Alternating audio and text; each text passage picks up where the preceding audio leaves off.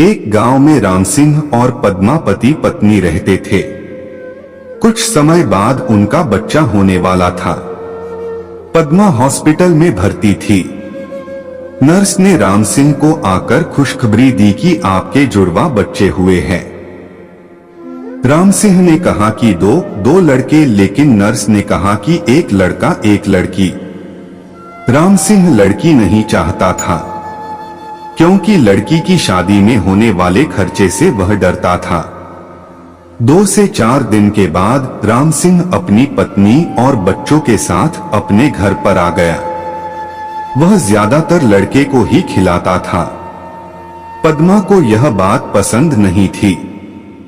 एक दिन राम सिंह अपनी पत्नी से बोला कि हम 2 बच्चों का खर्च नहीं उठा सकते। हमारी आर्थिक स्थिति अच्छी नहीं है। इसके अलावा लड़की की शादी में होने वाले खर्चे को भी हम नहीं उठा सकते, इसलिए हम लड़की को मेरे मित्र को सौंप देते हैं, जिसकी कोई संतान नहीं है। वह हमारी लड़की को हमसे भी अच्छे से पालेगा, क्योंकि वह बहुत अमीर है। पद्मा ने अपनी लड़की को देने से मना किया, लेकिन राम सिंह के कहने पर दुखी मन से उसने अपनी लड़की को राम सिंह को सौंप दिया। राम सिंह ने लड़की को अपने मित्र की बीवी को सौंप दिया।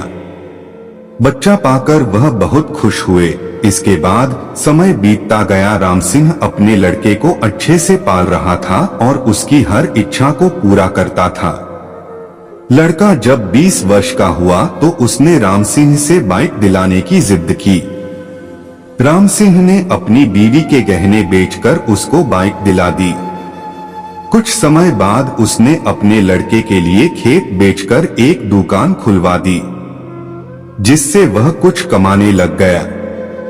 फिर कुछ समय बाद उसकी शादी भी करा दी। शादी के बाद राम सिंह के लड़के का व्यवहार बदल गया। वह अपने पिता से बोला, आप मेरे ससुराल वालों को ताना मत मारा करो। रोज रोज वह किसी बात पर अपने माँ बाप से झगड़ा करता था। एक दिन उसने राम सिंह और पद्मा दोनों को उन्हीं के घर से निकाल दिया। बहुत समझाने पर भी वह नहीं माना।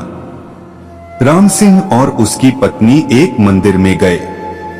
वहां पहुंचकर पद्मा ने राम सिंह को कहा कि मंदिर का प्रसाद खा लेते हैं। जब वे प्रसाद ले रहे थे तो वहां पर राम सिंह के मित्र की पत्नी आ गई। उसने राम सिंह को पहचान लिया। उसने अपनी उसी बेटी से राम सिंह को मिलवाते हुए बताया कि यह वही है जिसको आपने 25 वर्ष पहले हमको सौंपा था। आज यह एक डॉक्टर है और वृद्धाश्रम भी चलाती है। राम सिंह और पद्मा अपनी बेटी से मिलकर बहुत खुश हुए और उनने अपनी सारी बात अपनी बेटी को बताई। इसके बाद वह बोली कि अब आप दोनों मेरे साथ ही रहेंगे। सीख, इस कहानी से हमें यह सीख मिलती है कि हमें कभी भी लड़के और लड़की में भेदभाव नहीं करना चाहिए।